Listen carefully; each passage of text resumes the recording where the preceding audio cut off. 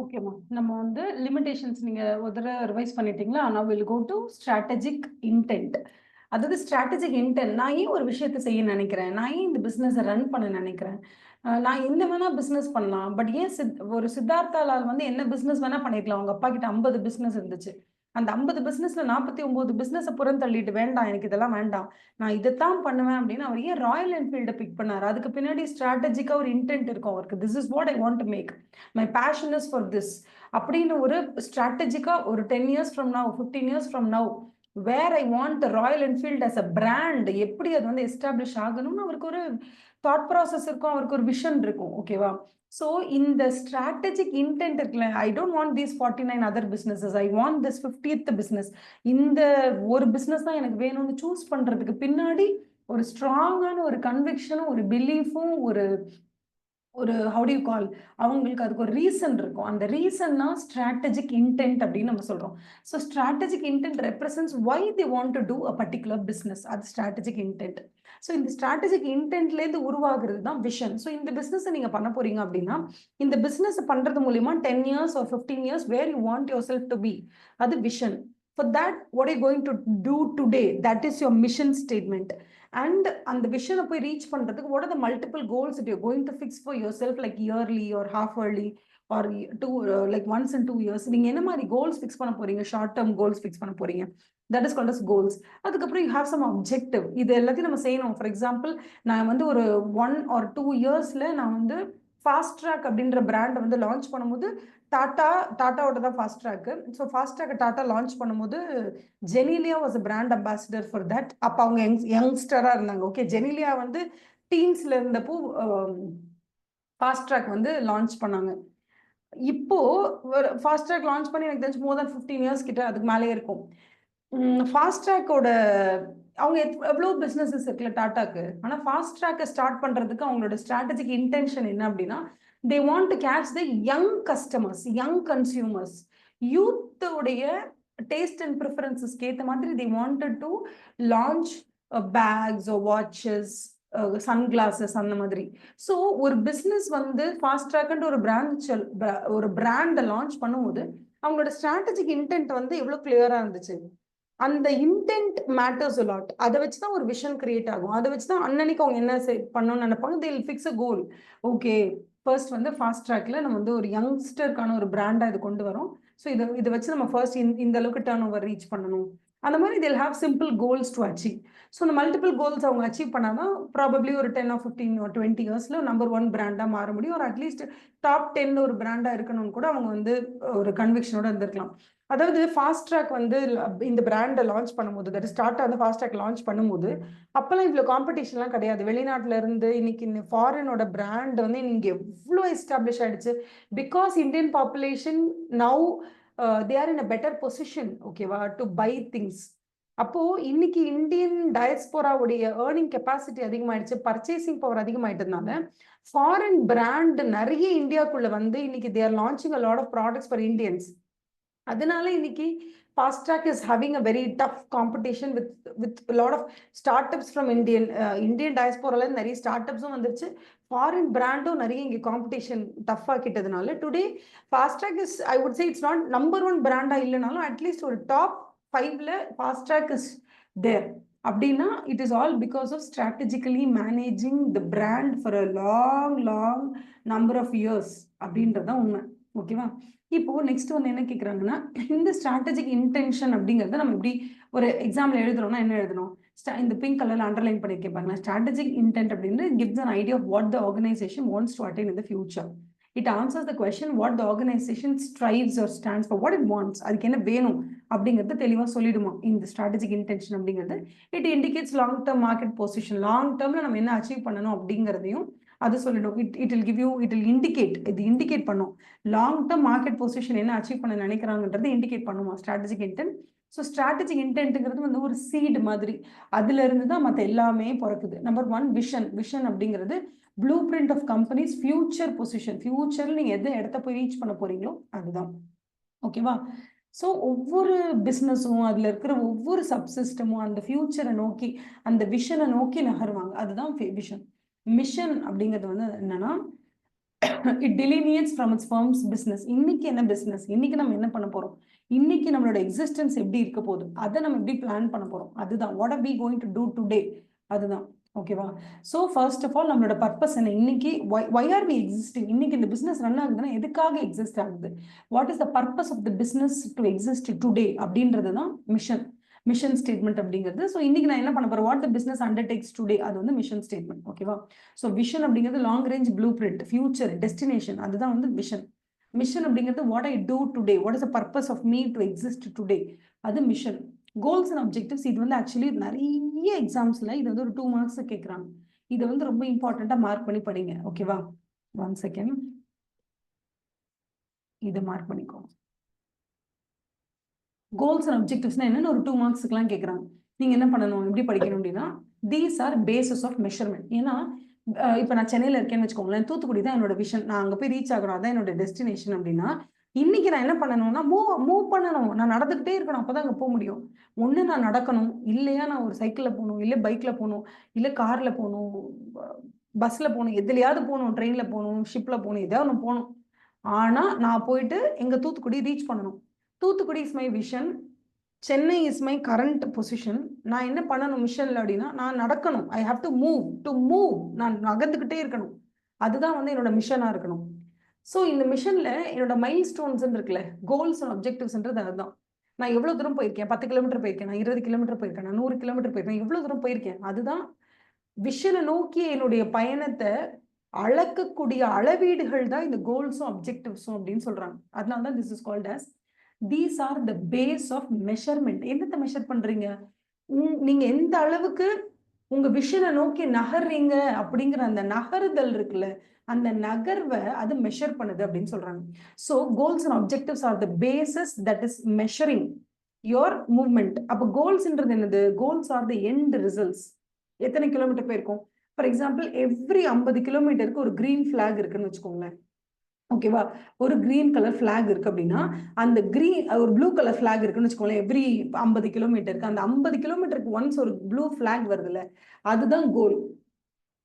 For example நீங்க 50 kilometre minimum வந்து ஒரு 10 நாள்ல கடந்துடணும் அப்படின்னு ஏதாவது ஒரு டைம் வச்சிருப்பாங்க, இத்தனை டேக்குள்ள ஃபர்ஸ்ட் கோல் கடந்துடும். அது மாதிரி கோல் போஸ்ட் நம்பர் 1 50வது கிலோமீட்டர்ல இருக்கும், கோல் போஸ்ட் நம்பர் 2 100வது கிலோமீட்டர்ல இருக்கும். அந்த மாதிரி நீங்க போய் சேர வேண்டிய இடம் வந்து அந்த கோல் போஸ்ட் எல்லாமே. ஓகேவா? On the other hand objectives அப்படிங்கிறது வந்து என்னன்னா, time based measurable targets which help in the accomplishment of goals. இந்த கோலை போய் ரீச் பண்றதுக்கு நமக்கு ஹெல்ப் பண்ற சில டூல்ஸ் என்னன்னு கேட்டா, இந்த அப்ஜெக்டிவ்ஸ் அப்படின்னு நம்ம சொல்றோம். So time based measurable targets, for example 3 ஹவர்ஸ்ல எக்ஸாம் எழுதி முடிக்கணும், அது கோல். 3 ஹவர்ஸ்ல எக்ஸாம் எழுதி முடிக்கணும் அப்படின்னா நீங்க எந்த அளவுக்கு ரைட்டிங் ஸ்பீட் இருக்கணும், 1 மினிட்ல நீங்க எத்தனை வேர்டு எழுதுனா உங்களால மேக்ஸிமம் 3 ஹவர்ஸ்ல எக்ஸாம் முடிக்க முடியும். அந்த மாதிரி ஒரு கோல் அப்படிங்கிறது 50 கிலோமீட்டருக்கு ஒரு கோல் இருக்கும். ஓகே, ஆனா இன்னைக்கு நீங்க எவ்வளவு தூரம் நடந்தா 10 நாள்ல அந்த 50வது கிலோமீட்டர் அடைய முடியுங்கிற சின்ன சின்ன மெஷரபிள் டார்கெட்ஸ்க்கு பேர் தான் அப்ஜெக்டிவ்ஸ். ஸோ நம்ம இதை இப்படி வேணா வரைஞ்சு பார்த்துக்கலாம். அதாவது விஷன் அப்படிங்கிறது வந்து இந்த இடத்துல இருக்கும், தூரத்துல இருக்கும், நம்மளால பார்க்க தான் முடியும். நம்ம இந்த இடத்துல நிக்கிறோம், இங்கே நம்மளால விஷனை பார்க்க தான் முடியும். அதுக்கு நீங்க நடந்து போறீங்க இல்லையா இந்த பாதை, ஓகேவா? ஒவ்வொரு நாளும் நீங்க என்ன செய்யுங்க, what are you doing, what is your existence, எதுக்காக இருக்கீங்க, அது வந்து மிஷன். இப்போ என்ன பண்ணுங்க, கோல் போஸ்ட் இருக்கும், மொத்தம் ஒரு 4 கோல் போஸ்ட் இருக்குன்னு வச்சுக்கோங்களேன், G1 G2 G3 G4 அப்படின்னு இருக்குன்னா இதெல்லாம் கோல் போஸ்ட் மாதிரி. இந்த ஒவ்வொரு கோலையும் நீங்க அடையணும்னா ஒவ்வொரு ஸ்டெப்பா குட்டி குட்டியா எடுத்து வச்சு அந்த இடத்துக்கு போகணும்.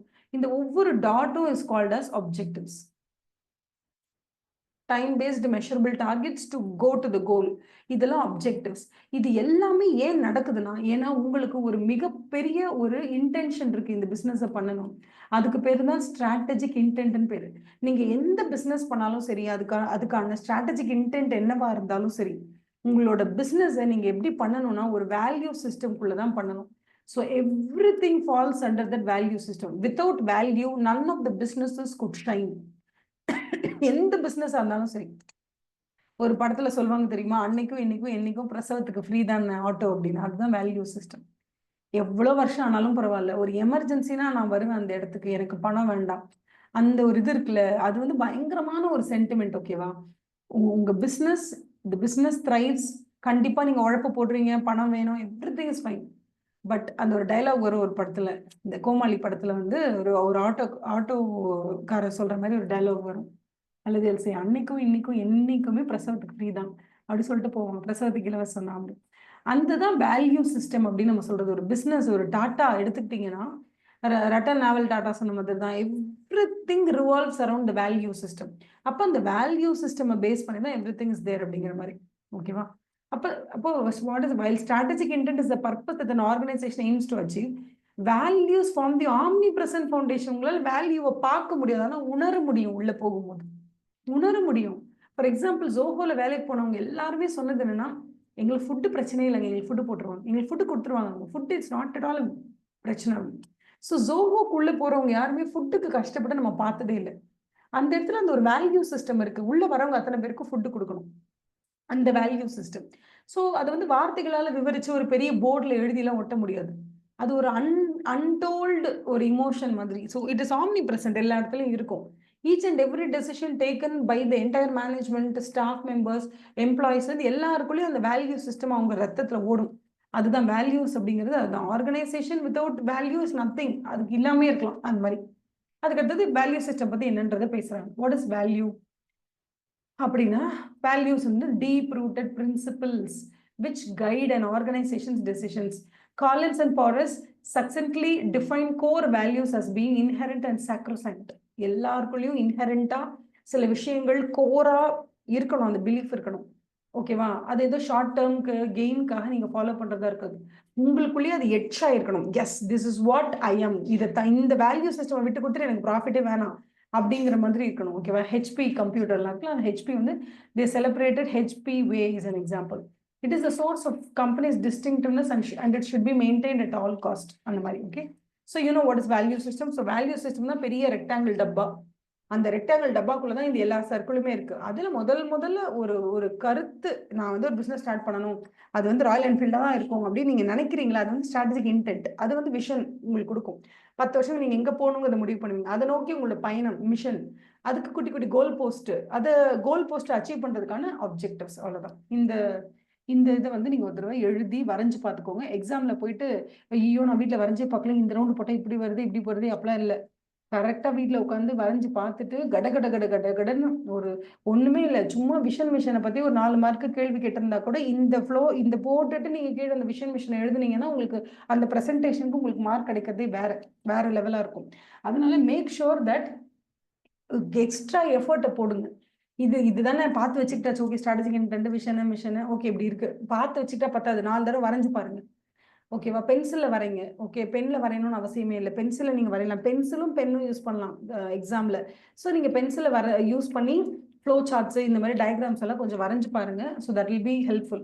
இப்போ இதுக்கு ஹெட்டிங் என்னென்ன எக்ஸாம்ல மறந்துடுவீங்க. இங்க என்ன பண்ணணும், காம்பனன்ஸ் ஆஃப் ஸ்ட்ராட்டஜிக் இன்டென்ட்னு எழுதணும். அப்போ ஸ்ட்ராட்டஜிக் இன்டென்ட்டோட காம்பனன்ஸுக்கு தான் இந்த டயக்ராம்ன்றது உங்களுக்கு தெரியணும். இந்த டயக்ராம் எனக்கு தெரியும் மேம், ஆனா எக்ஸாம்ல இல்லை காம்பனன்ஸ் ஆஃப் ஸ்ட்ராட்டஜிக் இன்டென்ட் கேட்டாங்க, அது எனக்கு என்னன்னே பதிலே தெரியல, அப்படிதான் சொல்ற ஸ்டூடெண்ட்ஸ் நான் பார்த்திருக்கேன். அதனால மேக் ஷுர் தட் நம்ம என்ன படிக்கிறோம், அந்த ஹெட்டிங் என்ன, ஸ்ட்ராட்டஜிக் இன்டென்ட்டோட காம்பனன்ஸ் தான் அந்த vision, mission, goals, objectives, value system எல்லாமே. அதனால make sure that you understand the question first, அதுக்கப்புறம் தான் ஆன்சரை படிக்கணும் நம்ம. ஓகேவா? ஸோ இப்போதான் வந்து நம்ம என்ன பண்ண போறோம்னா, விஷன்ல என்னென்ன இருக்கு, மிஷன்ல என்னென்ன இருக்கு அப்படின்னு சும்மா ஒரு கொஞ்சம் கொஞ்சமா பேராகிராஃப்ஸா பார்க்க போறோம். ஸோ அதை நீங்க பார்த்துட்டீங்க அப்படின்னா நமக்கு வந்து இன்னுமே பெட்டரான அண்டர்ஸ்டாண்டிங் கிடைக்கும். ஸோ ஃபர்ஸ்ட் வந்து we are going to talk about vision. ஓகேவா? விஷன் அப்படிங்கிறது என்னன்னா, நான் இம்பார்ட்டன்ட் கீவேர்ட்ஸை மார்க் பண்ற பாருங்க. It tells you what is your directional path that your company should take. ஒரு ஃபியூச்சரை போய் நீங்க சென்று அடையிறதுக்கு உங்களுக்கு என்ன டைரக்ஷன் அப்படிங்கறத உங்களுக்கு வந்து அந்த விஷன் ஸ்டேட்மெண்ட் தான் கொடுக்கும். 2 விஷயம் இருக்குமா விஷனை பொறுத்த வரைக்கும், 2 விஷயம் இருக்கு. ஒண்ணு, ப்ராடக்ட் ஓரியன்டா திங்க் பண்றது. நான் எந்த மாதிரி ப்ராடக்ட்டை லான்ச் பண்ணணும்னு நினைக்கிறேன் அந்த மாதிரி ஒரு விஷயத்துல திங்க் பண்ணுவேன். இன்னொன்னு, நான் கஸ்டமருடைய கண் பார்வையில நான் எப்படி ஒரு பிசினஸா நான் வந்து திகழணும்னு நான் நினைக்கிறேன். அது வந்து ஒண்ணு. ஸோ எப்போதுமே நம்மளோட விஷன் ஸ்டேட்மெண்ட் அப்படிங்கிறது கஸ்டமர் ஓரியன்டாவும் நம்ம யோசிக்கணும். ஆஸ் அ ப்ராடக்டா நான் என்ன லான்ச் பண்ண நினைக்கிறேன் அப்படின்னு யோசிக்கணும். ஓகேவா? ப்ராடக்ட் சென்ட்ரிக்காவும் நம்ம யோசிக்கணும். 10 இயர்ஸ்ல என்னோட ப்ராடக்ட் எப்படிப்பட்டதா இருக்கணும் அப்படின்னு நான் யோசிக்கணும். கஸ்டமரோட மைண்ட்ல என்னோட ப்ராடக்ட் எப்படி தெரியணும் அப்படின்னு நான் யோசிக்கணும். ஸோ இந்த 2 டைமென்ஷன்லயுமே ஒரு விஷன் ஸ்டேட்மெண்ட்டை நீங்க யோசிச்சு வைக்கணும்.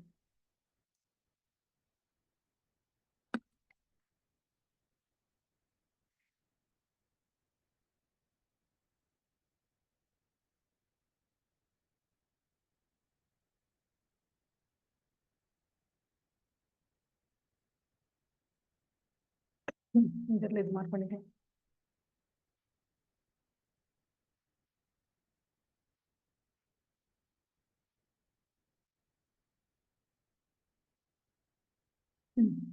எப்போதுமே வந்து ஒரு கம்பெனி ஒரு 10 இயர்ஸ்ல என்னவா இருக்கலாம் அப்படிங்கிறதுல வந்து ஒரு தெளிவு இருந்துச்சு. There is a clarity in what should be your market position. உங்களை நீங்க எப்படி பொசிஷன் பண்ணிக்கணும்னு நீங்க நினைக்கிறீங்க, அந்த தெளிவு இருந்துச்சுன்னா you will be able to take சில டெசிஷன்ஸ் ரைட்டா, கட் ரைட்டா நீங்க ஒரு சில டெசிஷன்ஸ் எடுக்கலாம். For example, if you want to be perceive as a luxury brand, நீங்க ரொம்ப லக்ஸூரியஸ் பிராண்டா உங்களை நீங்க நிலைநிறுத்த ட்ரை பண்றீங்க அப்படின்னா, இதுதான் நீங்க அச்சீவ் பண்ண ட்ரை பண்றீங்க 10 இயர்ஸ்ல அப்படின்னா, இப்போ நீங்க என்ன பண்றீங்கன்னு பாருங்க. இப்போ நீங்க வந்து லக்ஸுரி மார்க்கெட்லயும் இருக்கீங்க, நார்மல் மார்க்கெட்லயும் இருக்கீங்கன்னா, கொஞ்சம் கொஞ்சமா இந்த நார்மல் மார்க்கெட்ல இருக்கக்கூடிய பிராண்ட் எல்லாம் க்ளோஸ் பண்ணிடுங்க, இல்ல யார்கிட்ட வித்துடுங்க. வித்துட்டு இந்த லக்ஸுரி பிராண்ட்ல மட்டும் கான்சென்ட்ரேட் பண்ணுங்க. ஏன்னா உங்களோட விஷன் என்னவா இருக்கு? You want to be a luxurious brand. இல்ல ஒரு லக்ஸுரி பிராண்டா தான் உங்களை நீங்க நிலைநிறுத்திக்க விரும்புறீங்கன்னா, அதன் போக்குல தான் உங்களோட எல்லா ஸ்ட்ராட்டஜிக் டெசிஷன்ஸும் இருக்கணும் அப்படின்னு சொல்றாங்க. அதுதான் இங்க கொடுத்துருக்காங்க. மத்தபடி வந்து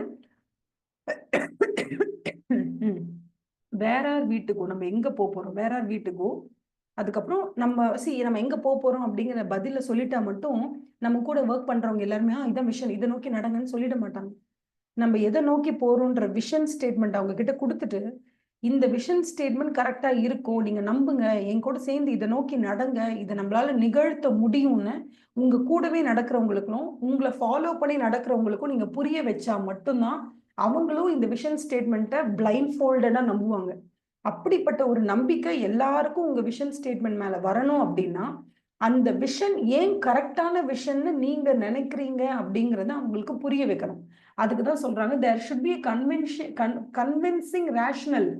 அதாவது மத்த எல்லாரையும் கன்வின்ஸ் பண்ற அளவுக்கு உங்ககிட்ட ஒரு ரீசன் இருக்கணும் for why this makes a good business sense. ஏன் இது ஒரு நல்ல விஷன் ஸ்டேட்மெண்ட் அப்படின்னு மத்த எல்லாரையும் நம்ப வைக்கிற அளவுக்கு உங்ககிட்ட கன்வின்ஸ் பண்ற அளவுக்கு உங்ககிட்ட அந்த விஷன் ஸ்டேட்மெண்டோட கிளாரிட்டி இருந்ததுன்னா people will ten to believe your statement. அப்பதான் அது ஒரு சக்சஸ் ஆகும் அப்படின்னு சொல்றாங்க. அப்ப விஷன் அப்படின்னாலே ஒரு particular it should be articulated also. அதாவது நான் ஒண்ணு நினைக்கிறேன், இதை போய் நான் ரீச் பண்ணணும்னு நான் நினைக்கிறேன் 10 வருஷத்துல அப்படின்னா, என் கூட ஒர்க் பண்ற பியர்ஸ்க்கும் கொலீக்ஸ்க்கும் என் like those people who work for me, என்னோட ஸ்டாஃப் மெம்பர்ஸ்க்கும் அந்த விஷனை நான் கிளியரா தெளிவா ஆர்டிகுலேட் பண்ணி நான் சொல்லி எழுத்து வடிவத்திலையும் ஓரலாவும் அவங்களுக்கு அந்த இமேஜ் நான் பதிய வைக்கணும். அப்பதான் அவங்களும் என் கூட சேர்ந்து ஒர்க் பண்ணுவாங்க. அப்ப கிளியர்லி ஆர்டிகுலேட்டட் ஸ்ட்ராட்டஜிக் விஷன் கண்டிப்பா என் கூட ஒர்க் பண்ற அத்தனை மேனேஜ்மெண்ட் பீப்புள் ஆர் என் கூட ஒர்க் பண்ற ஸ்டாஃப் மெம்பர்ஸ் எல்லாருக்குமே அதை நோக்கி ஸ்டியர் பண்றதுக்கு அது ஒரு மிகப்பெரிய உந்து சக்தியா இருக்கும் அப்படின்னு சொல்றாங்க. For the entire stakeholders, for the employees, for the peers எல்லாருக்குமே அந்த அந்த ஆர்டிகுலேட் பண்ணிட்டேன்ல, நான் இதுதான் விஷன், இதை நோக்கி நம்ம நகர போறோம்ன்றதை நான் கரெக்டா சொல்லிட்டேன்னா, கம்யூனிகேட் பண்ணிட்டேன்னா, that helps steer the energy. Entire கம்பெனில 2000 பேர் இருக்காங்க, 2000 பேர் ஒரே விஷயத்த ஸ்ட்ராங்கா யோசிக்கும் போது அது எவ்வளவு சீக்கிரம் நடக்கும். அந்த எனர்ஜிஸ் ஆஃப் த கம்பெனியை காமன் டைரக்ஷன்ல நீங்க செலுத்தணும். இது ஒரு இம்பார்ட்டன்ட் பாயிண்ட். அவ்வளவுதான். மற்றபடி நீங்க ஏதாவது ஒரு 3 கம்பெனி நான் சொன்ன மாதிரி எனி 3 கம்பெனிஸ் எடுத்துக்கோங்க, அதோட விஷன் ஸ்டேட்மெண்ட்டை படிச்சுக்கோங்க. அது ஒண்ணு. ஓகேவா? அதுக்கப்புறம் என்ன கேட்கறாங்க, ஒரு ஏன் இதை மட்டும் சொல்ல மாட்டேன்னா இதுல ஏதோ ஒரு விஷன் ஸ்டேட்மெண்ட் தப்பு, அது மட்டும் நீங்க என்னன்றது கண்டுபிடிச்சிட்டு எனக்கு சொல்லுங்க. அதுக்கப்புறம் வந்து essentials of a strategic vision. ஒரு ஸ்ட்ராட்டஜிக் விஷன்னா அதுல இதெல்லாம் இருக்கணும்டா, இதெல்லாம் இல்லைன்னா அது என்ன விஷன் ஸ்டேட்மெண்ட் அப்படிங்கிற மாதிரி. அப்ப இது என்ன பண்ணுங்க, நீங்க ஒரு கொஸ்டினா மாத்துங்க. வாட் எக்ஸாம்ல எப்படி கேட்பாங்க, what are the essentials of a strategic vision. ஒரு ஸ்ட்ராட்டஜிக் விஷன் இருக்கணும்னா அந்த இடத்துல என்னென்னலாம் இம்பார்ட்டண்டா இருக்கணும். 4 கீவேர்ட் தான் நம்ம படிக்க போறோம். நம்பர் 1, எப்படி, அதாவது the entrepreneurial challenge in developing a strategic vision is to think creatively about how to prepare a company for a future. முதல்ல இந்த விஷன் ஸ்டேட்மெண்ட் ரெடி பண்றதுல ரொம்ப இம்பார்ட்டன்டான ஒரு விஷயம் என்ன அப்படின்னா, நான் விஷன் ஸ்டேட்மெண்ட் ரெடி பண்ணிடுவேன், அதெல்லாம் ஒன்றும் பிரச்சனை இல்லை. அந்த விஷனை நோக்கி நம்ம எப்படி நகர்றது, அதை வந்து நான் ப்ரிப்பேர் பண்ணணும். How to prepare the company for the future. அப்ப விஷன் ஸ்டேட்மெண்ட் ரெடி பண்றது மட்டும் பிரச்சனை இல்லை, விஷன் ஸ்டேட்மெண்ட் ரெடி பண்ணி எப்படி அந்த கம்பெனியை அதை நோக்கி நகர்த்துறது, இதுதான் கீவேர்ட். இங்க பாருங்க, how to prepare a company for the future. The challenge is to how to prepare the company for the future. இது number 1 keyword. How to prepare the company for the future. இது number 1. Number 2, forming a strategic vision அப்படிங்கிறதே is an exercise in intelligent entrepreneurship. ஒரு vision ஸ்டேட்மெண்ட்டை form பண்றதுக்கே அவ்வளோ பெரிய கட்ஸும் conviction வேணும். யோசிச்சு பாருங்க, எலான் மஸ்க் வந்து மாஸ்க்கு போகணும், மாஸ்க்கு ஹியூமன் பீயிங் கூட்டிட்டு போகணும்னு சொல்லும்போது எல்லாம் சிரிச்சிருப்பாங்க. பட் அவர் வந்து எடுத்த உடனே நான் வந்து மார்ஸுக்கு எல்லாரையும் கூட்டிட்டு போறேன்னு ஸ்டார்ட் பண்ணல. ஃபர்ஸ்ட் எலக்ட்ரிக் வெஹிக்கிளை லான்ச் பண்றவர். அது எப்படி லான்ச் பண்றாரு? ரொம்ப ஹைஃபையா லக்ஸுரி பிராண்டா லான்ச் பண்ணி விற்கிறாரு. அதுல ஒரு ப்ராஃபிட் வருது. ஃபார் எக்ஸாம்பிள் எடுத்த உடனே வந்து இப்படி சொல்லலாம், தமிழ்நாட்டுக்கு ஏற்ற மாதிரி ஒரு எக்ஸாம்பிள் சொல்றேன். மஸ்க் வந்து ஃபர்ஸ்ட் 2 கோடிக்கு ஒரு கார் லான்ச் பண்றாரு. பணக்காரங்க எல்லாம் அந்த காரை வாங்குறாங்க. அதுல அவருக்கு ஒரு ப்ராஃபிட் வருது. அதுக்கப்புறம் 1 கோடி காரை லான்ச் பண்றாங்க. காசு இல்லாதவங்க கூட கடனை வாங்கியாவது அந்த காரை வாங்குறான். அதுக்கப்புறம் அதுல அவருக்கு ஒரு ப்ராஃபிட் வருது. அதை வச்சு அப்புறம் 40 லட்சம் ரூபாய் காரை இன்ட்ரடியூஸ் பண்றாரு மஸ்க். அதை நிறைய பேர் கார் லோன் போட்டு வாங்குறாங்க. அதுல ஏகப்பட்ட ப்ராஃபிட் மஸ்க்கு வருது. அதுக்கப்புறம் ஒரு 25 lakhsக்கு ஒரு காரை லான்ச் பண்றாரு. அதுவும் எல்லாரும் வாங்குறாங்க. கிட்டத்தட்ட 2 கோடியில ஆரம்பிச்சவர் கொஞ்சமா வெகுஜன மக்களுக்கு ஏத்த மாதிரி அந்த காரை கஸ்டமைஸ் பண்ணி டெஸ்லாவை லக்ஸுரி பிராண்டா லான்ச் பண்ணாரு. இப்போ வந்து அது வந்து எக்கோ ஃப்ரெண்ட்லி, தட் இஸ் எப்படி சொல்றது, எக்கனாமிக்கலா அந்த காரை என்ன பண்ணிருக்காரு, கஸ்டமைஸ் பண்ணி லான்ச் பண்ணிருக்காரு. இப்போ எல்லாரும் அதை வாங்குறாங்க. செமையா ப்ராஃபிட் வருது அவருக்கு.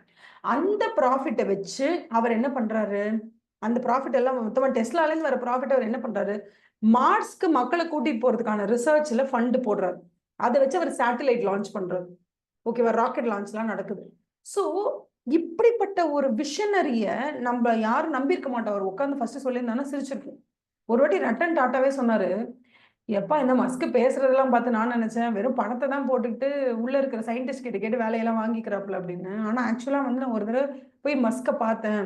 அப்ப அவர் வந்து என்னை கூட்டிட்டு போனார் அவங்க ஃபேக்டரிக்குள்ள. அப்பதான் எனக்கு தெரிஞ்சது இந்த மனுஷன் வந்து பணம் படைத்த ஒரு ஆண்டர்பிரனர் மட்டும் கிடையாது. அவன் ஒரு இன்ஜினியர், அவன் ஒரு சயின்டிஸ்ட், அவனே ஒரு சயின்டிஸ்ட், அவனே ஒரு இன்ஜினியர், அவனே ஒரு மூலக்காரன்.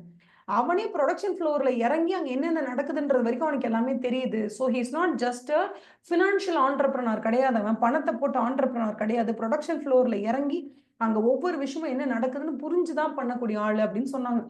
ஸோ மஸ்கை பத்தி ஏகப்பட்ட கான்ட்ரவர்சிஸ் இருந்தாலும் you just have to know, ஒரு விஷனை நீங்க யோசிக்கணும். ஒரு 10-12 வருஷத்துக்கு அப்புறம் இப்படிதான் யாராவது பண்ண முடியுமா அப்படின்ற அளவுக்கு ஒரு இன்டெலிஜென்ட்டான ஆண்டர்பிரனரால மட்டும்தான் அந்த மாதிரி ஒரு விஷனையே ரெடி பண்ண முடியுமா.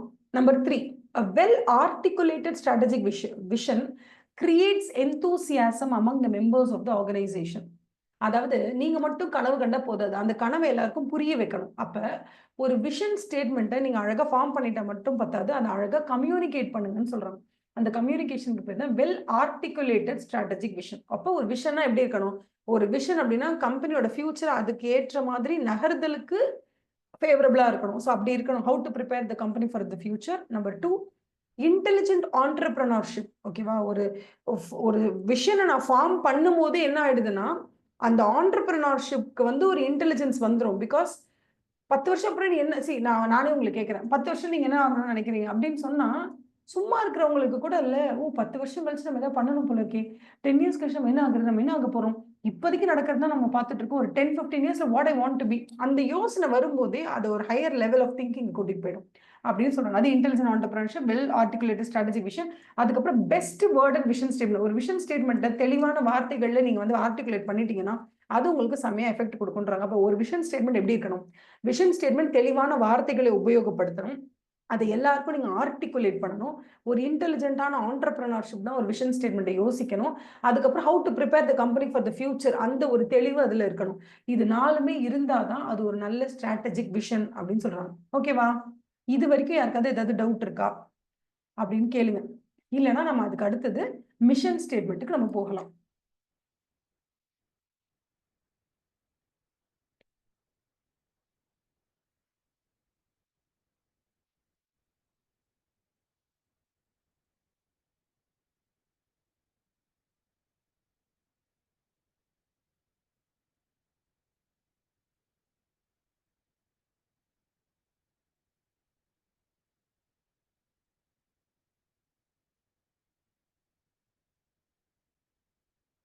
Shall we move?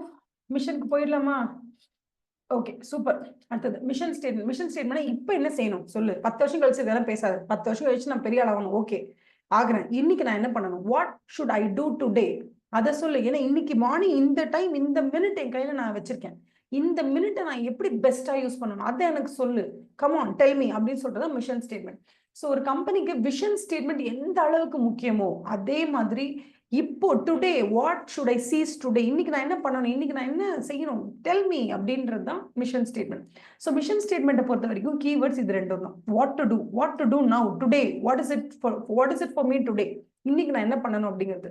ஸோ ஒவ்வொரு கம்பெனியுமே ஒர்க் பண்றாங்க அப்படின்னா ஸ்ட்ராட்டஜிக்கலி மேனேஜ் பண்ற ஒரு கம்பெனி இருக்கு அப்படின்னு சொன்னா அந்த கம்பெனி ரொம்ப சாதாரணமா ஒரு மிஷன் ஸ்டேட்மெண்ட் எல்லாம் ஒன்றும் கிடையாதுங்க எங்களுக்கு அப்படின்லாம் உட்காரக்கூடாது. இதுதான் எங்க பிசினஸ், இதுதான் எங்க மிஷன் ஸ்டேட்மெண்ட் அப்படிங்கிறதுல அவ்வளோ சூப்பரான ஒரு கிளாரிட்டி இருக்கணும். இருந்தாதான் ஒரு பிசினஸால விஷனை போய் அடைய முடியும்.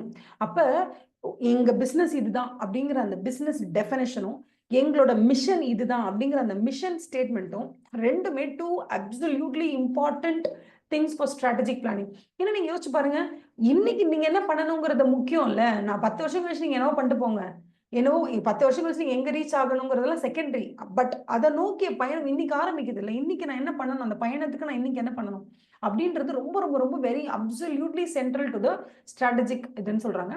ஸோ ஒரு ஒரு கம்பெனியே மிஷன் ஸ்டேட்மெண்ட் வச்சுக்கணும் அப்படின்னா இந்த இடத்துல இது மார்க் பண்ணிக்கோங்க. இது ஒன் ஆஃப் த கொஸ்டின்ஸா நான் பார்த்தேன். ஓகேவா? அதனால why should an organisation have a mission? ஏன் நான் மிஷன் ஸ்டேட்மெண்ட் வச்சுக்கணும்? அப்பதான் ஒரு பர்பஸ் இருக்கும்ல. What is the purpose of me existing? நான் ஒரு ஷூ கம்பெனி வச்சிருக்கேன், நான் ஒரு ஷூ தயாரிக்கும் தொழிற்சாலை நான் வச்சிருக்கேன். அதை நான் எப்படி ரன் பண்ணணும்? ஓகே, ஸ்கூல் ரியோப்பன் ஆக போகுது, அப்ப ஸ்கூல் ரியோப்பன் ஆக போகுது, இன்னும் 3 months தான் இருக்கு டைம், இப்போ நீங்க ஃபுல்லா ஸ்கூல் ஷூஸ்ல இறங்குங்க அப்படின்னு எனக்கு யாராவது சொல்லணும். என்னோட பர்பஸ் என்ன, நான் எதை நோக்கி நகர்றேன், ஸோ இன்னும் 3 monthsல நான் என்ன மாதிரி ஷூஸ் ப்ரொடியூஸ் பண்ணி வெளியில சேல் பண்ணணும், winter collections, summer collections, spring collections. So இன்னைக்கு இந்த வருஷம் நான் எப்படி ரன் பண்ணணுங்கிறதுக்கு எனக்கு ஒரு பர்பஸ் இருக்கணும்ல. அந்த யுனானிமிட்டி ஆஃப் பர்பஸ், எல்லாரும் ஒருங்கிணைந்து ஒரே நேர்கோட்டுல பயணிக்கிறது, அதுதான் யுனானிமிட்டி ஆஃப் பர்பஸ். அது வேணும்ல, அதுக்கு தான் மிஷன் ஸ்டேட்மெண்ட்ன்றது வேணும். இன்னொன்னு, நம்ம எதை நோக்கி நகர்றோம். ஃபார் எக்ஸாம்பிள், நான் வந்து ஷூஸ் வந்து ஸ்கூல்ஸ்க்கு தான் ப்ரொடியூஸ் பண்றேன் அப்படின்னு தெரியும் போது தான் அதுக்கான டெசிஷன்ஸ் என்னால் எடுக்க முடியும். So that gives me a standard, that gives me allocation of resource allocation becomes very easy. Resource அலோகேஷனுக்கு எனக்கு மிஷன் ஸ்டேட்மெண்ட் வந்து ரொம்ப ஹெல்ப் பண்ணும். அதுக்கப்புறம் அது ஒரு மோட்டிவேஷனா இருக்கும். ஓகேவா? It provides a basis for motivating the use of organisation. It becomes a motivation. அதுக்கப்புறம் ஒரு general to establish a general tone ஒரு ஆர்கனைசேஷனல் கிளைமேட். எப்பா நமக்கு இன்னும் 3 மாசம் தான் இருக்கு, நம்ம வந்து ஸ்கூல் ரீஓப்பன் ஆக போது அதை நோக்கி நம்ம ஒர்க் பண்ணுவோம் அப்படின்னும் போது அந்த 3 months ஸ்கூல் பிஸி அப்படின்னு சொல்லுவாங்க. அதுக்கு அடுத்தது சம்மர் வெக்கேஷன் வருது அப்படின்னா சம்மர் வெக்கேஷனுக்கு ஏற்ற மாதிரி ஒரு சில ஷூஸ் எல்லாம் நீங்க வந்து கேஷுவல் செப்பல்ஸ் ரிலீஸ் பண்ணணும். ஸோ அந்தந்த சீசனுக்கு அந்த 1 year ஒரு கம்பெனி எப்படி இருக்குங்கிற கிளைமேட், ஒர்க் கிளைமேட் நமக்கு புரியணும்னா மிஷன் ஸ்டேட்மெண்ட் இருக்கணும். இந்த மிஷன் ஸ்டேட்மெண்ட் இப்படி இருக்கு, வருஷத்துக்கு 4 சீசன் இருக்கு. ஒன்னு வந்து ஸ்கூல் சீசன், இன்னொன்னு ஸ்ப்ரிங் கலெக்ஷன், இன்னொன்னு வந்து வின்டர் கலெக்ஷன், இன்னொன்னு வந்து சம்மர் கலெக்ஷன். இந்த மாதிரி நீங்க வச்சு போடும்போது மட்டும்தான் உங்களால தெளிவா வந்து என்ன பண்ண முடியும், உங்களால அதை நோக்கி நகர முடியும். So it sets a general tone. அப்புறம் focal point for those who can identify purpose and direction. இதெல்லாம் கொஞ்சம் காமனா தான் இருக்கு, வேற வழியில மனப்பாடம் பண்ணி ஆகணும் நம்ம. அதுக்கப்புறம் அதுக்கப்புறம் வந்து நம்ம மிஷன் ஸ்டேட்மெண்ட் வைக்கும்போது ஓகே நம்ம வந்து இது கிளியரா செஞ்சோம் அப்படின்னா ஒரு 2 yearsல நம்ம வந்து தமிழ்நாட்டுல இன்னும் ஒரு 15 பிரான்ச் ஓப்பன் பண்ணிடலாம். ஸோ 15 பிரான்ச்சஸ் நம்ம ஓப்பன் பண்றதுக்கு என்ன பண்ணணும், அதுக்கு என்ன கோல், என்ன அப்ஜெக்டிவ், இதெல்லாம் நம்ம செட் பண்ணணும்னா நமக்கு மிஷன் தெரியணும். ஸோ இந்த அப்ஜெக்டிவ்ஸ் அண்ட் கோல்ஸ் நான் வந்து டிஃபைன் பண்ணணும்னா கூட எனக்கு ஒரு மிஷன் ஸ்ட்ரக்சர் என்னன்னு தெரியணும் அப்படின்னு சொல்றாங்க. அதுக்கப்புறம் டு ஸ்பெசிஃபிக் இந்த பர்பஸ் எல்லாத்தையும் நான் என்ன பண்ணணும், translation of these purposes into goals. என்னோட பர்பஸே மிஷன் தான் என்னோட பர்பஸ். ஸோ என்னோட மிஷன் நான் டெய்லி இதை பண்ணிட்டு இருக்கேன், வருஷத்துக்கு 4 சீசன் போடுறேன், அந்த 4 சீசனுக்கும் ஃபுல்லாக நான் வந்து ஃபுல் கலெக்ஷன்ஸையும் நான் வந்து கொண்டு வந்து லான்ச் பண்றேன் அப்படின்னா இது நான் செய்யறது மூலியமா எவ்ரி ஒன் இயர்க்கோ 2 yearக்கோ நான் என்ன அச்சீவ் பண்ண ட்ரை பண்றேன்னு கோலா செட் பண்ணி அதை நோக்கி நான் நகரணும், அப்ஜெக்டிவ்ஸா போட்டு. ஸோ அதெல்லாம் எனக்கு வந்து ஹெல்ப் பண்ணும். அதுக்கப்புறம் ஏதாவது ஒரு 3 கம்பெனி உங்களுக்கு ரொம்ப கம்ஃபர்டபுளா, உங்களுக்கு ரொம்ப பிடிச்ச ஒரு 3 கம்பெனியோட மிஷன் ஸ்டேட்மெண்ட்டை படிச்சுக்கோங்க. ரொம்ப ஈஸியா இருக்கிற மாதிரி படிச்சுக்கோங்க, ரொம்ப டஃபா அப்படியே லைன் பைல நிறைய இருக்க மாதிரி இல்லாமல் சிம்பிளா ரொம்ப கேட்சியா இருக்கிற மாதிரி. ஃபார் எக்ஸாம்பிள் ஸ்விக்கி ஜொமேட்டோக்கெல்லாம் எடுத்துக்கோங்க. ஏன்னா இப்பெல்லாம் நியூ ஏஜ் கம்பெனிஸ் அந்த கம்பெனியோட மிஷன் ஸ்டேட்மெண்ட்டை படிச்சா உங்களுக்கும் அது நல்லா ரிலேட் ஆகும். ஆப்பிள், எல்ஐசி, ஹெச்டிஎஃப்சி எல்லாம் பழைய காலத்து கம்பெனிஸ், இதெல்லாம் தேவையில்லை. இப்போ நீங்க எடுத்துக்கோங்க பிளிங்கிட்டோட மிஷன் ஸ்டேட்மெண்ட் பாருங்க, ஜெப்டோவோட மிஷன் ஸ்டேட்மெண்ட் பாருங்க, என்ன பண்ணிருக்காங்க. இவங்கெல்லாம் நியூ ஏஜ் கம்பெனிஸ், இவங்க எல்லாருக்குமே வந்து உங்களை விட 5 வயசு தான் பெரியவங்களா இருப்பாங்க. இவங்கெல்லாம் இவங்க இந்த ஸ்டார்ட் அப்போட ஓனர்ஸ் எல்லாருக்கும் ப்ராபப்ளி ஒரு 23, 24 வயசு இருக்கும். உங்களோட 5 வயசு பெரியவங்களா இருப்பாங்க. அவங்களும் சிஇஓவா இருப்பாங்க, பிளிங்கிட்டுக்கோ ஜெப்டோக்கோ இல்லை ஜெப்டோவை கண்டுபிடிக்கிற கம்பெனிஸ் whatever. ஸோ இந்த மாதிரி நியூ ஏஜ் கம்பெனிஸ் ஒரு மிஷன் ஸ்டேட்மெண்ட் எடுத்து படிச்சு பார்த்தீங்கன்னா உங்களுக்கு இன்னுமே ஒரு கிளாரிட்டி கிடைக்கும் இது எல்லாத்துலயுமே. ஓகேவா? வேற என்ன, mission statement should reflect the philosophy of the organization that is perceived. Okay, good mission statement வந்து ரொம்ப ப்ரிசைஸா தெளிவா இருக்கணும், கிளியரா இருக்கணும், ஃபீஸிபிள், நடக்கிற மாதிரி இருக்கணும், சும்மா உருட்டக்கூடாது. நாங்க இன்னும் வந்து ஒரே வருஷத்துல நாங்க நம்பர் 1 ஆயிடுவோம் அப்படிலாம் சொல்லக்கூடாது. டிஸ்டிங்டிவ், நம்ம வந்து ரொம்ப டிஃபரன்ஷியேட்டட், மற்றவங்களோட நம்ம ரொம்ப டிஃபரன்ஷியேட்டடா இருக்கிற மாதிரி மோட்டிவேட்டிங்கா இருக்கணும். இது வந்து வெரி இம்பார்ட்டன்ட். இந்த லைன் படிச்சுக்கோங்க. It should be precise, clear, feasible, distinctive and motivating. அப்புறம் மிஷன் ஸ்டேட்மெண்ட் எழுதுறதுக்கு இதெல்லாம் ரொம்ப ஹெல்ப்ஃபுல்லா இருக்குன்னு சொல்லிட்டு 2-3 பாயிண்ட்ஸ் கொடுத்துருக்காங்க. என்னன்னா, மிஷன் ஸ்டேட்மெண்ட் எழுதும் போது நம்ம யாருன்னே நம்ம அப்பதான் ஃபீல் பண்றோமா, அதாவது you will get a special identity, நம்ம எதை நோக்கி நகர்றோம், நம்ம பாத் ஃபார் டெவலப்மெண்ட் எல்லாம் நம்மளால ஈஸியா புரிஞ்சுக்க முடியுது அப்படின்னு சொல்றாங்க. நம்பர் 2 என்ன அப்படின்னா, கம்பெனி வந்து இப்ப நான் யார், ஃபார் எக்ஸாம்பிள் ஜெப்டோ எப்படி அவங்களை டிஃபைன் பண்ணிப்பாங்க, நான் 10 நிமிஷத்துல பொருளை கொண்டு வந்து கொடுத்துடுறேன் அப்படின்னு தானே அவங்களை டிஃபைன் பண்ணிப்பாங்க. ஸோ மிஷன் ஸ்டேட்மெண்ட் எழுதும் போது தான் நமக்கு தெரியும் நம்மளால நம்மளோட கஸ்டமர் வந்து எந்த வகையில வந்து ஹாப்பியா இருக்காங்க, எந்த வகையில நம்மளால அவங்களோட தேவைகளை பூர்த்தி பண்ண முடியுது அப்படிங்கிற அந்த ஒரு ஒரு ஒரு கான்சியஸ்னஸ் வரும். அதை தான் சொல்றாங்க. A business is defined by what needs it is trying to satisfy, which customer groups it is targeting, and technologies and competencies it is using to, satisfy those needs. அதை வந்து அவங்க வந்து ஃபைண்ட் அவுட் பண்ணுவாங்க. And finally good mission statements எப்படி இருக்கணும், ரொம்ப யூனிக்கா இருக்கணும், மற்றவங்களுக்கு மாதிரி பார்த்து காப்பி அடிக்க கூடாது, நம்ம கொஞ்சம் யூனிக்கா இருக்கணும் அப்படின்னு சொல்றாங்க. அவ்வளவுதான். இது சும்மா ட்ரை பண்ணி லைட்டா ஞாபகம் வச்சுக்கோங்க, வேற வழியே கிடையாது. ஓகே, அதுக்கு அடுத்தது what we'll do is, what is our mission and what business are we in அப்படின்றது தெரியணும். ஓகேவா? Peter Drucker பேர் ஞாபகம் வச்சுக்கோங்க. Theodore Levitt were the first to adjust this issue through their writing. They emphasize that at the first step in the business planning endeavor, every business may okay.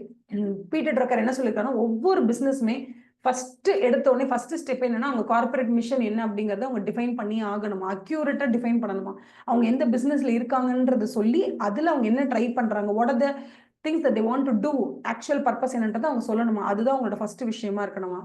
அதுக்கப்புறம் வந்து there are certain questions, if you ask yourself you can write the vision statement. உங்க mission என்ன, உங்க ultimate purpose என்ன, what do you want to become, what kind of growth do you want, என்ன பிசினஸ்ல இருக்கீங்க, என்ன பிசினஸ், ஷூ பிசினஸா, என்ன பிசினஸ், வாட்ச் பிசினஸா, எந்த பிசினஸ்ல இருக்கீங்க. அதுக்கப்புறம் do we understand our business correctly and define it accurately in the broadest connotation. See, உங்க மிஷன் ஸ்டேட்மெண்ட் எழுதுனா அதை படிக்கிறவங்களுக்கு நீங்க என்ன பிசினஸ்ல இருக்கீங்கன்னு தெரியணும். அதை விட்டுட்டு சும்மா மானே தேனே பொன்மானே போட்டு படிக்கிறவனை கன்ஃபியூஸ் பண்ணக்கூடாது. ஒரு கம்பெனி ஒரு மிஷன் ஸ்டேட்மெண்ட் எழுதுதுன்னா அது எந்த பிசினஸ் பண்ணுதுன்றது புரியுற அளவுக்கு உங்க ஸ்டேட்மெண்ட் இருக்கணும். இதெல்லாம் சும்மா ஒரு உங்க கொஸ்டின்ஸ், இதை அப்படி சும்மா ஒரு தடவை ஒரு கோத்ரூ பண்ணுங்க போதும். ஓகேவா? கார்பரேட்டோட mission statement expression of growth ambition. அடுத்த 1 வருஷம் 2 வருஷம் நான் என்ன க்ரோ ஆக ட்ரை பண்றேன், அதை சொல்லுமா விஷன் ஸ்டேட்மெண்ட், ஐ மீன் மிஷன் ஸ்டேட்மெண்ட். வேற என்ன சொல்றாரு பீட்டர் ட்ரக்கர், என்ன சொல்றாரு, மற்றபடி வரணும்னு சொல்லல. இதுதான் production oriented answer, marketing oriented answer. நான் தான் சொன்னேன், என்ன ப்ராடக்ட் நீங்க கொடுக்குறோம்னு சொன்னா அது ரொம்ப ஃபேக்ட் சொல்ற மாதிரி இருக்கும். நாங்க கொடுக்குறது என்ன, லிப்ஸ்டிக் அப்படின்னு. ஓகேவா? இதுவே வந்து மார்க்கெட்டிங் ஓரியன்டா என்ன பேசுவாங்க, we let your lip stock அப்படின்னு சொல்லுவாங்க. வாட் எவர், ஏதோ ஒன்று, ஏதோ காமெடியா, அதாவது என்ன சொல்றதுன்னா அட்ராக்டிவா சொல்றதுன்னா தட் இஸ் மார்க்கெட்டிங் ஓரியன்டட். உள்ளது உள்ளபடி இதாங்க நாங்க ப்ரொடியூஸ் பண்றோம் அப்படின்னு சொன்னா that is called as production oriented answer. So நீங்க உங்களோட மிஷன் ஸ்டேட்மெண்ட்டை ப்ரொடக்ஷன் ஓரியன்டாவும் எழுதலாம், மார்க்கெட்டிங் ஓரியன்டாவும் எழுதலாம். மோஸ்ட்லி ப்ரொடக்டட் ஓரியன்டா எழுதுறது பெட்டர். ஏன்னா பார்த்த உடனே நீங்க இந்த ப்ராடக்ட் தான் ப்ரொடியூஸ் பண்றீங்கன்னு தெரியும். மார்க்கெட்டிங் ஓரியன்டா எழுதிங்கன்னா ரொம்ப அட்ராக்டிவா இருக்கும், பட் ஸ்டில் அது வந்து அந்த அளவுக்கு வந்து how do you call, நீங்க எந்த பிசினஸ்ல, see for example we provide various types of safe and cost effective energy. இதை படிச்சா எனக்கு இவங்க பெட்ரோலா, டீசலா, கேசோலினா, சிஎன்ஜியா, யார் எலக்ட்ரிக் வெஹிக்கிள்க்கு பேட்டரி ப்ரொவைடரா, யாருன்னே தெரியலையே. ஆனா இதை படிச்சாதான் தெரியுது எனக்கு ஆயில் ப்ரொடியூஸ் பண்றவங்கன்னு. இதை நான் படிச்சா இது எனக்கு ஆயில்னே எனக்கு புரியல. இதை படிச்சாதான் ஆயில்னு தெரியுது. இதுதான் இது படிச்சாதான் ட்ரெயின் அப்படின்னு தெரியுது. இதை படிச்சா என்னன்னே தெரியல அந்த மாதிரி. ஸோ அந்த இஷ்யூஸ் இருக்க தான் செய்யும்.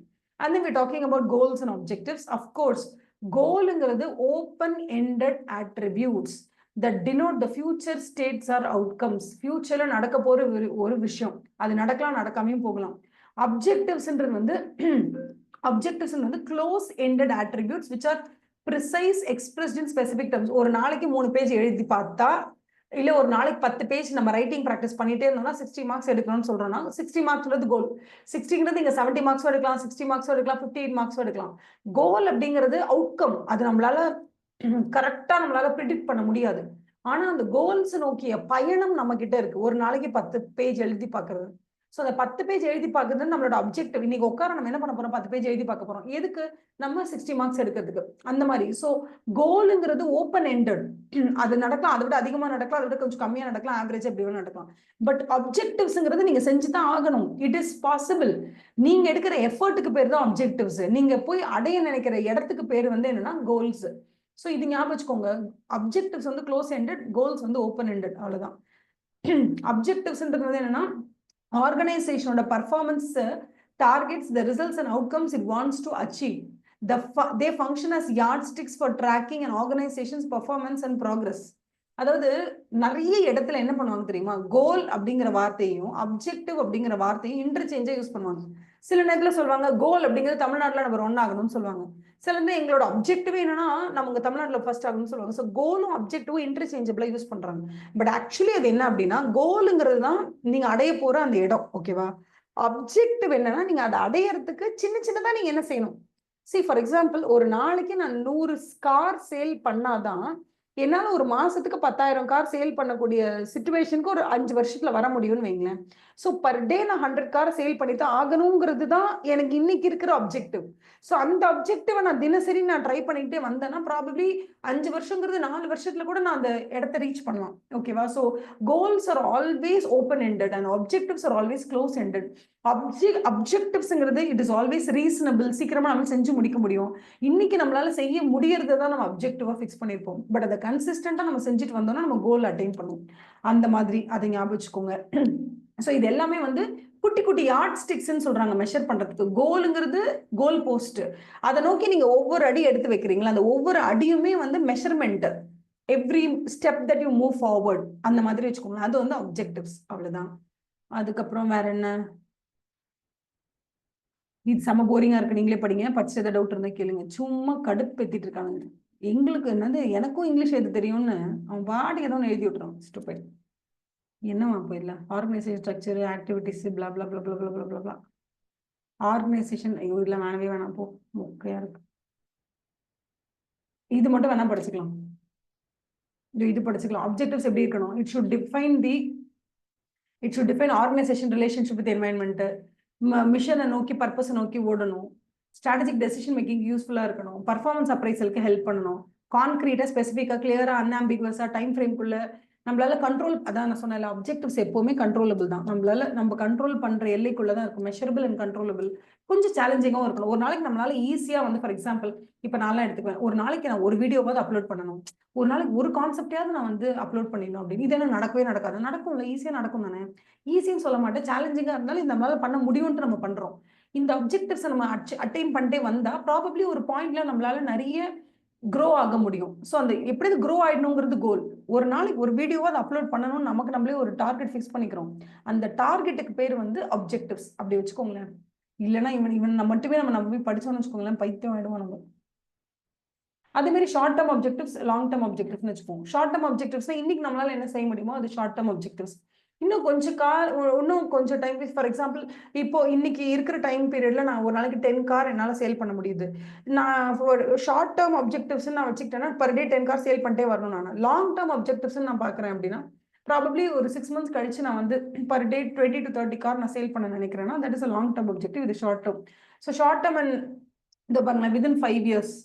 ஓகேவா? Company that has an objective of doubling it sales within 5 வருஷத்துல என்னோட சேல்ஸ் டபுள் ஆக்கணும். அது லாங் டேர்ம். அதுக்கு இன்னைக்கு நான் என்ன பண்ணணும், அதுக்கேற்ற மாதிரி நான் 5 வருஷம் கழிச்சு நான் என்ன எதிர்பார்க்கணும், அதுக்கேற்ற மாதிரி நான் இப்போ ப்ரொசீட் பண்ண ஆரம்பிக்கணும். ஸோ நான் ஸ்டார்ட் பண்ணும்போது எப்படி டபுள் ஆக்க முடியாது. ஸ்டார்ட் பண்ணும்போது என்ன இடத்துல இருக்கணும் அதுலேருந்து கொஞ்சம் கொஞ்சமா மூவ் ஃபார்வர்ட் பண்ணணும். அவ்வளவுதான். ஓகேவா? Long term objectives to achieve long-term prosperity, strategic planners commonly establish long-term objectives in 7 areas. எந்தெந்த ஏரியாலலாம் லாங்-டேர்ம் அப்ஜெக்டிவ்ஸ் வைப்பாங்கன்னா ப்ராஃபிட்டபிலிட்டி, எவ்வளோ ப்ராஃபிட் ஏர்ன் பண்ணணும், எவ்வளோ ப்ரொடக்டிவிட்டி. இன்னைக்கு 100 ரூபாய்க்கு நான் 2 ப்ராடக்ட் தான் ப்ரொடியூஸ் பண்றேன்னா டெக்னாலஜி யூஸ் பண்ணி புது புது சயின்ஸ் ரிஃபார்ம்ஸை யூஸ் பண்ணி நான் 100 ரூபாய்க்கு 3 ப்ராடக்ட் ப்ரொடியூஸ் பண்ணணும். அந்த அளவுக்கு நான் காஸ்ட்டை ரெடியூஸ் பண்ணணும். காம்படிட்டிவ் பொசிஷன், காம்படிட்டர்ஸ் டாப் 3ல நான் இருக்கணும் அப்படின்னு நினைக்கிறது. அதுக்கப்புறம் எம்ப்ளாயி டெவலப்மெண்ட். எந்த கம்பெனியில ஒர்க் பண்ணா எம்ப்ளாயிஸ் ரொம்ப ஹாப்பியா இருக்காங்க அப்படின்னு எம்ப்ளாயிஸ் கிட்ட இன்டர்வியூ பண்ணா அதுல ஒன் ஆஃப் த டாப் 3ல என் கம்பெனி இருக்கணும். அதுதான் employee development. Employee relations, employee with உங்க எம்ப்ளாயிஸ் உங்க கூட எவ்வளவு ஹாப்பியா இருக்காங்க அது ஒண்ணு. டெக்னாலஜில நாங்க தான் லீடரா இருக்கணும். மத்தவங்க எல்லாரும் ஒரு டெக்னாலஜி அடாப்ட் பண்றதுக்கு முன்னாடி நாங்க அடாப்ட் பண்ணணும் அப்படின்னு நினைக்கிறது. அப்புறம் பப்ளிக் ரெஸ்பான்சிபிலிட்டி. பப்ளிக்குக்காக நம்ம என்ன பண்றோம்? ஸோ ஜென்ரல் பப்ளிக்கை நோக்கி நம்மளோட கம்பெனி என்ன செய்யுது அப்படிங்கிறது. ஸோ இந்த இத்தனை ஏரியாஸ்லயும் நம்ம வந்து டாப்ல இருக்கணும் அப்படின்னு நினைச்சாதான் நம்ம ஆல்ரவுண்டரா இருக்க முடியும். ஸோ ப்ராஃபிட்டபிலிட்டி, பணம். Number 2 product. நம்பர் 3 காம்படிட்டர்ஸ் மத்தியில நான் நம்பர் 1 இருக்கணும். நம்பர் 4 எனக்கு யார் வேலை பார்க்குறாங்களோ என்னோட எம்ப்ளாயீஸ், அவங்க என்ன விரும்புறாங்களா, அவங்க என் கூட ஒர்க் பண்ணணும்னு ஆசைப்படுறாங்களா, அதான் எம்ப்ளாயி ரிலேஷன்ஷிப். அவங்கள நான் எந்த அளவுக்கு வளர்த்து விடுறேன், தட் இஸ் எம்ப்ளாயி டெவலப்மெண்ட். அப்புறம் டெக்னாலஜில நான் எந்த அளவுக்கு டாப்ல இருக்கேன், technological leadership and public responsibility. இந்த 7 ஏரியாஸ்ல தான் லாங் டேர்ம் அப்ஜெக்டிவ்ஸ் வந்து நம்ம ஃபார்ம் பண்றோம் அப்படின்னு சொல்றாங்க. ஓகேவா?